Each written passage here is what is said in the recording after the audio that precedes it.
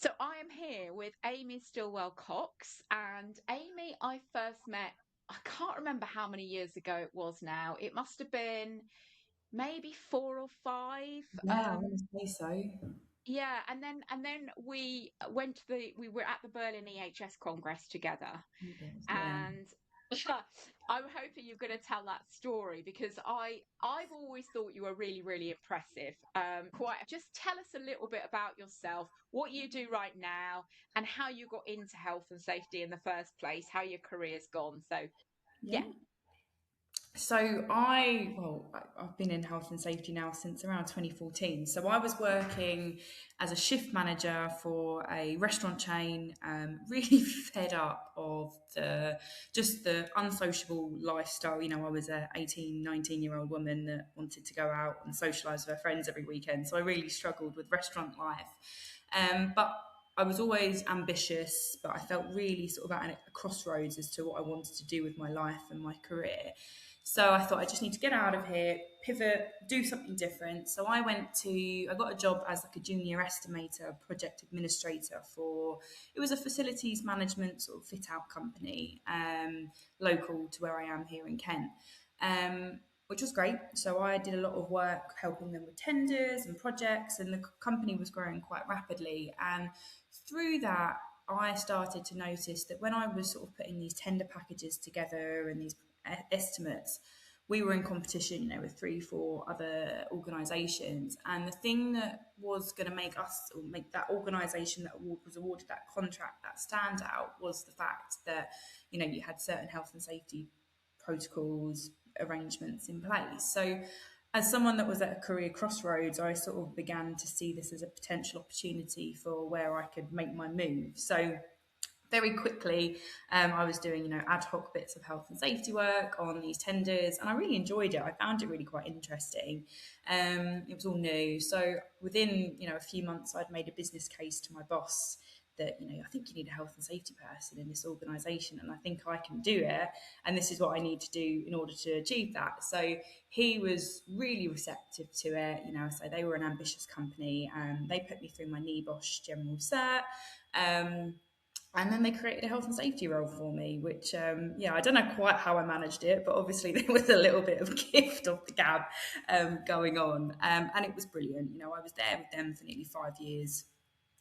We had projects all across Europe. We worked with some really big companies like Apple, TK Maxx, and it was just awesome. But I think after 5 years, I felt that I was stagnating a little bit. I was essentially a self-taught health and safety person at this point. I had no peers, I had no network, I had nothing.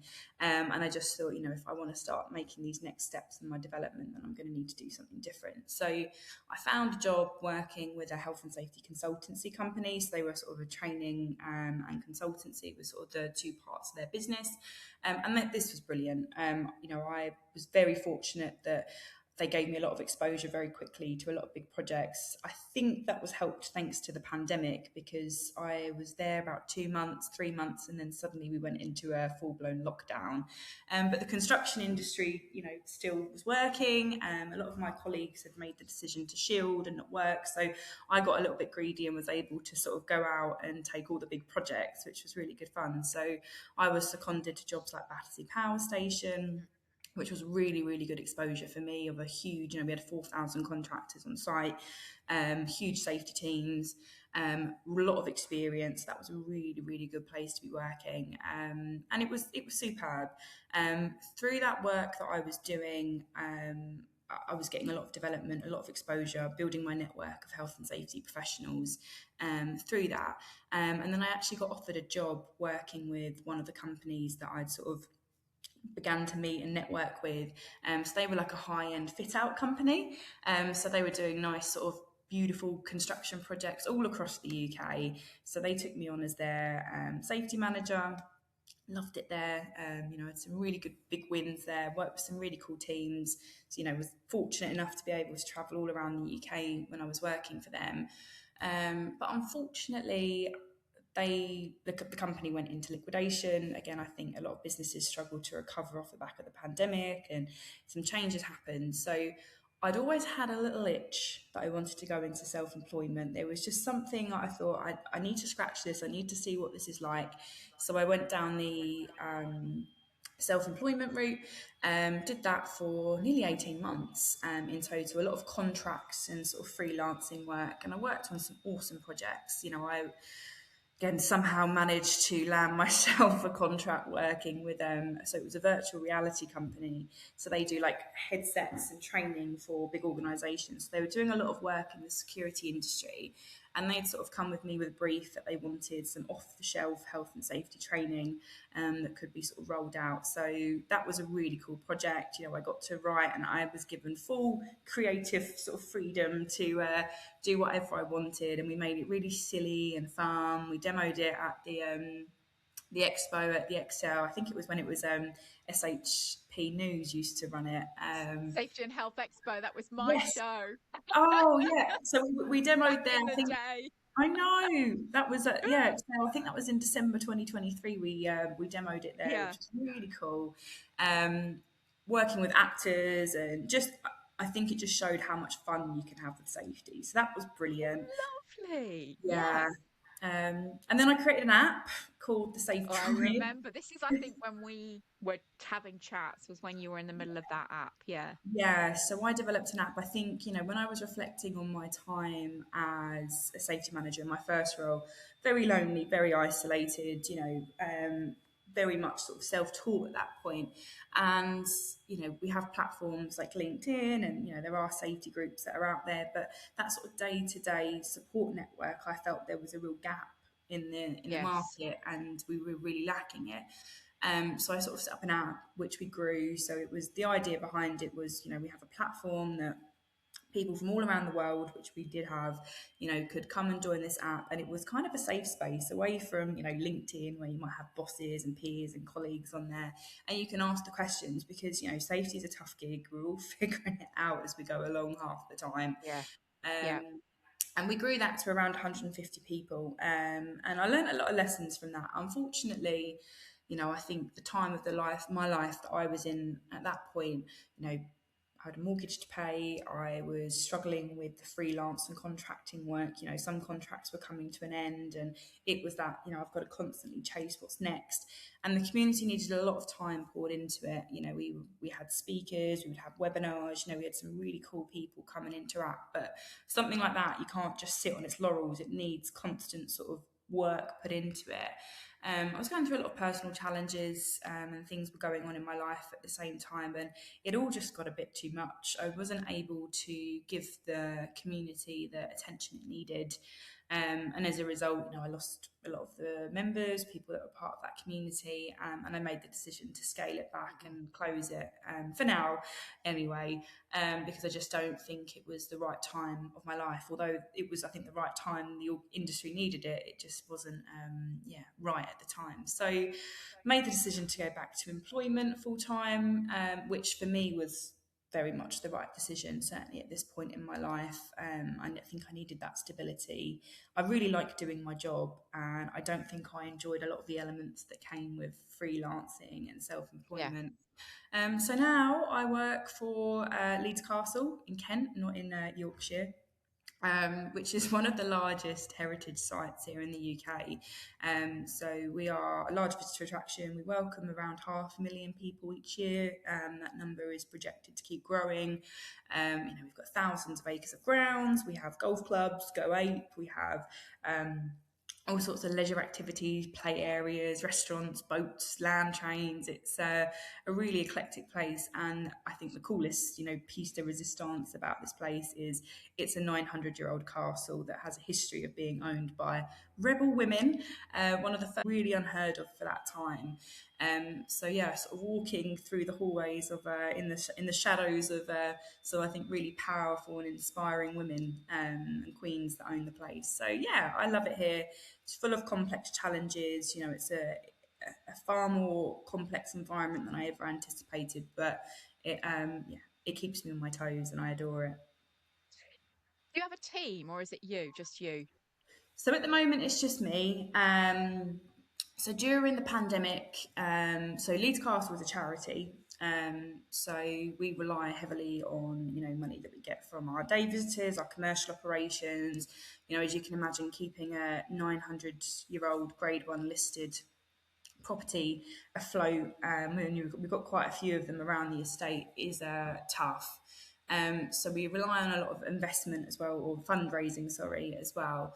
So they lost a lot of the teams during the pandemic, including their health and safety function. But then they've been rebuilding sort of as we've come out of the pandemic, and visitor numbers have grown, and cash flows coming back in. So it's just me at the moment. It's a pretty big task, but I think I'm really fortunate that I work with a senior leadership team that are very understanding of that, and appreciate the challenges of what it entails, and give me the time and the breathing space that I need to get things done. Earlier you said you've got the gift of the gab. So my experience of you is I see you as somebody like really down to earth, really relatable, really grounded. I would never imagine you using jargon. I would imagine you just enrolling people easily. So that for me is, together with the technical skill, that's a fundamental like talent for any health and safety professional. My question, I guess, is um, how is there a different set of skills that's required in managing upwards? And it seems that you have your leadership on side.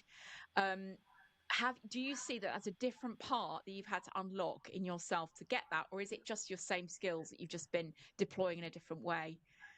Oh no, I've had to work really hard at it. So I think sort of one of the things, especially with health and safety, is it can be seen as quite a technical, job. And there is a huge amount of technical side that comes into it. There's a lot of legislation and information that we have to absorb. And I very quickly realised that actually there is no way, I'm not a sponge. I can't retain loads of information like that.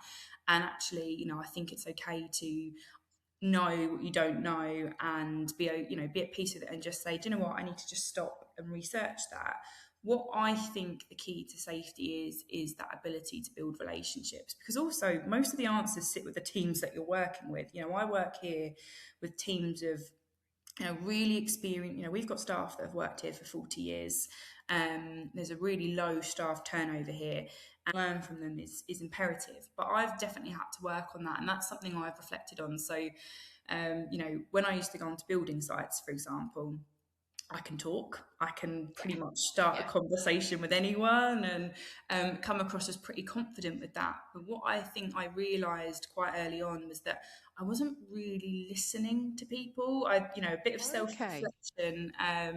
There was a lack of active listening, and I wasn't hearing what people were trying to tell me, because I don't think I was letting them get a word in edgeways, because I was like, I need to talk, I need to engage them, I need to chat. You're not just investing your time in developing your technical knowledge and those skills and qualifications that have to come with it, but you need to really work on those soft skills. The last 2 years, I've put myself through various workshops around active listening, working with coaches on what skills I needed to develop that, because I just felt that, I'm never going to understand people's problems if I am not really hearing what they're telling me. More recently, my job now, I have a lot of exposure to our trustees and our board of directors who sit on that. Exactly. Yeah. Yeah. You have very limited time slots. They're busy people. They all work Mhm. on a voluntary basis. Sorry, so they give Yeah. up their time. So I know that I've got a very set period of time to deliver some really important safety messaging, and there's often quite a lot that I need to, every 3 months, loads happens. So again, I've been working on, recognizing that I babble, and, what I love to tell war and peace instead of something that's a lot more concise. I found that actually, trying to work on precise messaging and getting to the point a lot quicker, is really important for my job. So I think to sort of answer the question, I think what a lot of people don't realize is that you've got to work on those soft skills. And I think, it Yes. starts with a little bit of self-reflection, and having those sorts of hard conversations with yourself. No one likes to sort of unravel what their flaws are, and setbacks, but I Mm. think if you can do that work, and even if you ask people, I got some really honest feedback, about my inability to listen. And at first it was, yeah, no, I think you're right. And then I reflected on it and you work on it. And I think it's certainly made me a lot better at my job and, given me the tools to be a more effective safety practitioner. Love that. And then another question that came to me as I was listening to you is this power of network. So I think what you took on in that tool was amazing, and I completely also understand why you just couldn't end. It didn't work for you because being self-employed, it's such a difficult place to be. And it's you have to be involved in so many things, don't you, that aren't just Yeah. about doing the job. And I completely get it. However, there is a need for those informal networks, isn't there? And I know that you were running that network. Where have those people gone? Who are they asking now? Where are you finding your networks? Well, I think I've really found a lack of it, Yeah. of recent. I think my job now, I'm very busy and I've got a lot Yes. on, and there's been a lot of things that have come up, a lot of complex challenges. I've got a lot of experience in terms of, construction and working with facilities management. My knowledge of heritage and large visitor attractions, is kind of new to me, and sort of I've been sort of pining and craving out to find those networks. Now I've been quite fortunate that I have actually now got a small community. So Leeds Castle are part of a lot of groups themselves. So as an Yeah. organisation, Yeah. we're a part of something called a treasure houses, which is other sort of stately homes, palaces, castles across the UK, and they all network amongst themselves. So our different departments will regularly meet and sort of conflab with those sorts of peers in those other treasure homes. And that I think is really good because there's some really unique sort of obscure challenges that come with, heritage sites and things like that. But just in general, I've felt a real lack of community. And as you say, I think where a lot of those members have gone, I don't know. I'm not really sure what those next steps look like for them. And I still think there's a need for it. I just, and I kind of hope, someone hopefully takes the reins with that and sees, the Mm. opportunity for creating a community in a space like that, because I think it's really important. And when it was sort of at its height and its most successful, the conversations and the support, I used it so much for support. I was going through a challenging time work-wise at that same point, and it the tools and the advice that it gives you, and I just felt that I could be fully open and say my piece. I still think there's a really big need for that community in safety, sort of at a more sort of connected level with people from all around different I places. wonder also whether it's something that gets deprioritized when you're really, really busy. Like when you're just so busy with a day job, it's just, well, there's not enough necessary time to nurture those relationships, is there potentially?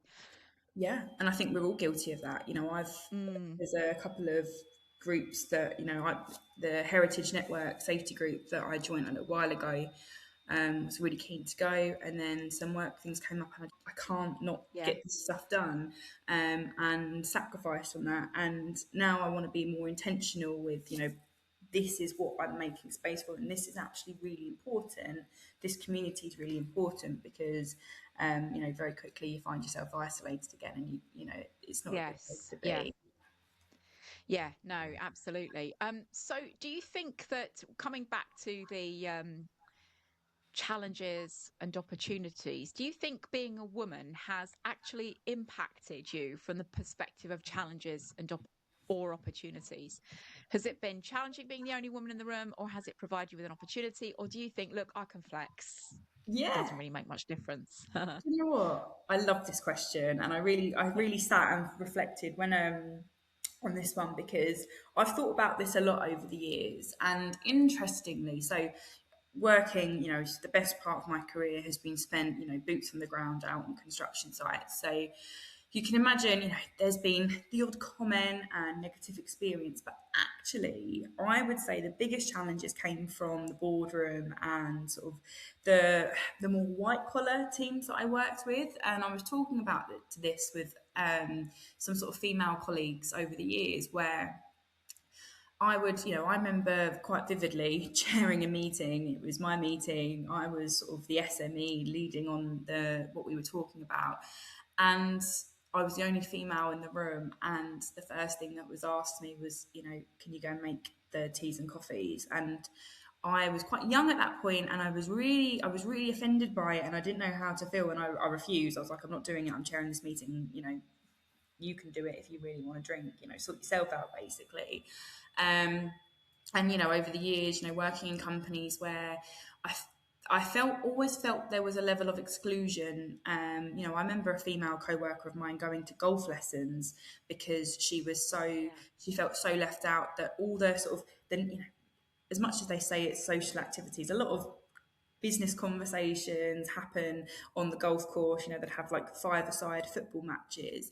And it felt like there was an exclusion because typically, I don't know how to play golf, and I don't particularly want to run around with a bunch of blokes kicking a football around. I don't want to do that. But there wasn't those sort of inclusive environments to do that. And I felt that we were often cut out of the conversation. But to flip it on its head, I used to go out onto building sites, and when I first started, I was really, really apprehensive because, you feel a little bit of an imposter, and you don't know really, how you're going to be perceived and what people are going to think of you. But I often found that I was greeted with quite a lot of elements of chivalry, because I think a lot of these guys, they would see you and they would be softer with me, which I think gave me a really good opportunity to build really strong relationships with them. Conversations that I've seen other safety managers going at it in the smoking area around the corner with one of the lads on site because they've had a disagreement, because they're just meeting one another with a lot of headstrong, and those inhibitions and that sort of thought process of I need to be a bit softer with this person doesn't exist. Whereas with me, I'm like, how do we feel about this, or what are your thoughts on this? And the conversations aren't met with that sort of level of aggression or hostility. And I think as well, I think there's a lot of advantages to being a woman, because I think naturally we feel that we're on the back foot a little bit. I think especially in male dominated industries, I remember going in with, I need to prove myself. I need to justify my being here. And because of that need to prove my credibility, I think I developed a really strong work ethic. I worked very, very hard. I didn't just rock up and pretend I knew it all. I made sure I did my research and, would try different approaches.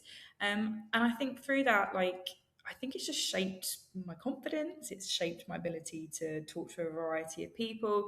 So I think there's advantages, and I know it is on the surface a negative that we have to go into those environments and feel like we have to prove our worth. But I try and see what things it's given me over the years, and I think that fundamental work ethic has been really, really key to that. What a fantastic answer. And it's interesting. I haven't heard that one about golf for quite a while. And it reminds me, I had exactly the same when I was in the events industry. That was the way all the networking happened, was golf. Right? And I got really annoyed about it in the end. And I was like, because my boss had 8 days, 8 golf days by June. And I was like, right, the next golf day you have, I'm giving my whole team a day off.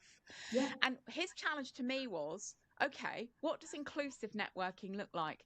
And I was really struggled with that, because at the time also alcohol was becoming less of a thing that people did. So I think that is a genuine challenge, actually. What can we do that actually everybody wants to do? And the only thing I could think of was actually a multitude of different things, which, because everybody's different. So, maybe a wine tasting, maybe a golf day, maybe it's a knockout style thing. But yeah, do you Yeah. have any views on that? What could be more inclusive from a networking perspective? Definitely. We understand what the issue is, but what's the solution to it? And I don't think there's ever going to be a right answer. I mean, we're quite here at Leeds Castle. One of the things that we do a lot of is we host a lot of corporate sort of work days, Yes. away days. And it's really nice to see, we've got a plethora of things that we do here. So they have they will do team building, networking, bringing people together. And they're doing things like go ape, so tree climbing. There's axe Yes. throwing, which I think is always quite cathartic. Throwing, getting your frustrations out on an axe and a piece of wood. Golf, which is always silly. I was doing it with some colleagues the other day, and it was just really, really good fun. But it doesn't matter if you don't know how to play golf because it's just crazy, silly golf. Yes, yes. Going to the birds of prey centre. So I think they need to look at days where there's a variety of activities and it doesn't necessarily matter what it entails. It's just a mix of different things. You need a set of golf clubs, you need to know how to play golf, and we're going to walk around 18 holes all day long, because I just think you're just shutting out really interesting, important voices that I think they're doing themselves a disservice, if anything, by doing Okay, that. so that brings me to this question, which is obviously probably, I don't know. I'm thinking when you joined the profession, maybe it wasn't quite the same demographic as it was when I joined, but it's traditionally attracted a very narrow demographic. So you've said you're missing some interesting voices by doing that. Why else do you think it's important that we attract more diversity in general in health and safety? I just think, you're missing out on so many, so my job over the years, I've worked with people from probably 70, 80 different countries in total, which as my passion in life is to travel. I'm fascinated by different cultures and people, and, just how people around the work differently. And you bring different people into those environments, and the skills and the insights and just their experience of the world, they see the world in a different way to other people, is so important. Like I did a little bit of work a couple of years ago with a couple of women. So they were doing their master's degrees, and they'd come over from Nigeria, and they were looking to develop their skills in health and safety. And they've got incredible jobs now, and they worked in Nigeria, they grew up in Nigeria, and their experience is so different to what mine are. And even like when I'm talking with them, some of their perceptions of what a workplace is and how people are and how they might perceive something, I think is really important. They can give you support on how you would deal with certain types of people, certain types of industry that I'm never going to understand. And I'm even seeing it now. Like I'm the sole health and safety person in my organisation, and I'm constantly trying to find ways to manage my workload. And I mean, I'm pretty young still myself, but there's a generation coming up behind us now that understands the benefits of tools like AI, and all the different softwares that come with it. And I've put myself through a lot of training on AI, leaned into, rather than trying to be scared of it, I've gone, do you know what? I need to embrace it, because this is how we're moving. And it has made my ability to work so much more efficient. And just by listening to those people and listening to those voices, I just think, you don't want to shut those voices out. You don't want to shut off a younger generation and, discredit their abilities because they might not have done quite as many years in service as you have, because actually they've got a whole new perspective on the world. So I think it's so important for our profession, because just health and safety at the end of the day involves every person in an organisation. You work with everyone. Your role is all encompassing, and you need to be able to understand the complexities. Human beings are very odd and unique and diverse individuals, and having different approaches and different experiences just makes everything better, because you're going to be able to appeal to a lot wider range of audiences than if you keep things the way they always were. I don't think you're ever going to win over everyone like you could. Lovely. I love that answer. That's great. So I'm gonna ask you briefly about. So I'm a great advocate of these international conferences. You've talked about meeting people from all around the world, and for me, the first time I went to one was 5 years ago, and it was the EHS Congress. And I go to that, and I go to the HSE Global Series, fairly regularly. And 5 years ago, I didn't think that was the type of place that I should be. It's like, it's not for me, that sort of place. But actually, it's really upgraded my thinking, and it's really upgraded it also has provided me with some really, really useful contacts. And I know you did the EHS Congress in Berlin, and was it a similar thing for you? What did you get out of going to a conference like that, would you say?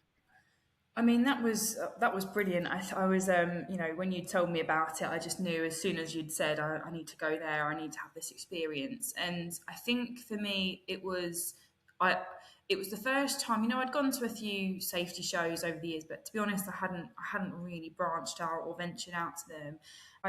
I came away so inspired because, I was chatting to people from Australia, I was chatting to people from Poland, I was chatting from all around the world, and fascinated to learn about what they did, their approaches, what work was like for them in their countries, and how they sort of saw safety in the world. And there was disagreements, there was good fun debates that were had with people over the sort of networking sessions in between the sort of seminars and workshops. And I came away, my brain felt like it was going to explode. I remember actually taking myself away for the last sort of 2 hours of the conference, and just going. I remember going for a walk, and I just think I sat along the river eating some currywurst and chips, just decompressing and brain, like I had to get everything out of my head because I was like, I think my head's going to explode. But Yeah. if I'd not had that opportunity to go and meet all these different people from all around the world, I wouldn't have walked away like that. I just felt so inspired, like met some of my Who was it heroes. that said you were amazing? It was an academic, a very brilliant academic. What was Yeah, I can't remember. It wasn't Sidney Decker, was it? yeah, it was. So It was Sidney Decker, right? yeah, I Okay. went and sat with him and Robert Boer on their workshop and got into a very healthy debate with a worker in there. Sorry, another Professional. seminar attendee in the Yeah. workshop. Over, so it was around, they were sort of talking about that work is imagined versus work is done, and just got into a really sort of cool debate with this other person. He just couldn't understand, it was, we need to punish these people, they've strayed from the work. And I was sort of asking these questions, and Sydney just let it happen. He just let the conversation unravel, and it was a really good conversation. And then after, I was all, I'd seen Sydney before in a couple of YouTube videos and clips online and things, but I remember I was with Eliza Lynch, and she was like, "Let's go meet Yeah. him," Love and I was that like, woman. "Oh, she's just cool, isn't she?" And I was like, Yeah. "Oh, I'm not sure." And then he just came up and he just grabbed me, gave me this big hug, and he was like, "What are you doing right now, like work-wise?" And I was like, "I'm self-employed." And he said to me, "When you need to come work with me in Australia." Um, which was just a really surreal. It was just, I was a little bit, Massive confidence sort of thing as I well. mean, yeah, Yeah. I was a Yeah. little bit taken aback, and it was just cool, and I felt really confident after that. And I'd always felt, when I first started in safety, I went to a few networking meetings, but as I say, I was the only, I didn't know anything else, and I went Yeah. to a couple of IOSH meetings, my local IOSH meetings, and I just wasn't impressed. And I felt like maybe I'm not doing safety right because, I was all about, relationships and asking why and getting to the bottom of, what are the workplace conditions that are causing these conditions. And I felt that their views were quite stagnant, and I felt quite ostracised a little bit. And then it wasn't until you go to these events and you meet these other people and you get this sort of diverse, group of thinkers, academics, people that have, worked and done their time served in the industry, that you really get that validation that actually, no, this is the right, what I feel is the right way, and Yes. Yeah. it's a Yeah. successful way, and it's all about building relationships, in my opinion. So yeah, they're such great events. I'm looking Yeah. at. I think I might have missed the boat because I think I'm away. I'd like to go to the HSE Global Series in Prague, but if not, I think I'm going to Prague. try and Oh, get come! I'm to. going. Are you? Yeah, I think I'm going to try Yeah. and sneak a couple of days in Prague because it looks pretty good. um, so my final question for you is, what advice would you give to a woman who has found herself in health and safety and is now trying to work out, how to progress? So I think it comes back down to what we spoke about earlier. I'm always trying to think about what comes next, and I'm a very much, constantly feel like I need to be doing something and chasing something, and I feel very settled at the moment, in the sense of, I feel very assured of myself, which I've not felt I don't think ever. But I think, health and safety, they bang the drum on about this technical knowledge. You know, it's important to get those skills and important to get those qualifications, but really look at developing your soft skills, really look at those other skills, because safety is, you know, it's not a bolt on to an organization. I think it's the backbone of a lot of what we do, a lot of what, you know, we're risk managers at the end of the day.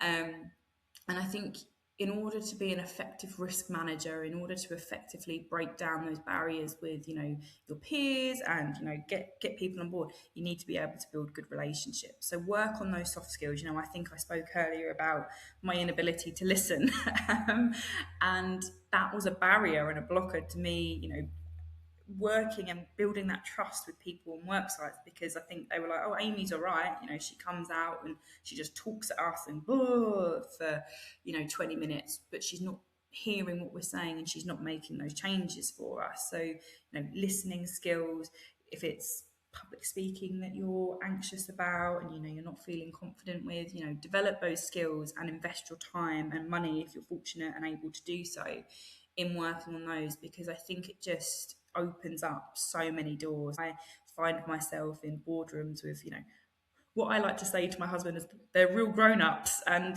you know, I've got to make an impression, um, but I know that I've had to do a lot of work to develop those skills, and I think, you know, the technical, we've got tools on our side now. You know, AI the other day summarized in 20 seconds, you know, what would have taken me 2 days to go through a load of case law and, you know, making all different comparisons. You know, we've got those tools and we can utilize those tools. Use your time wisely, invest it in those soft skills, invest it in your ability to build relationships, because I think once you've got that, you know, it opens up all sorts of exciting opportunities for you. I love that. Well, absolutely wonderful interview. Thank you so Thank much, Amy. you. Thank you for It's so making good the to talk time. to you. Absolute Thank you for pleasure. inviting me. It was much appreciated.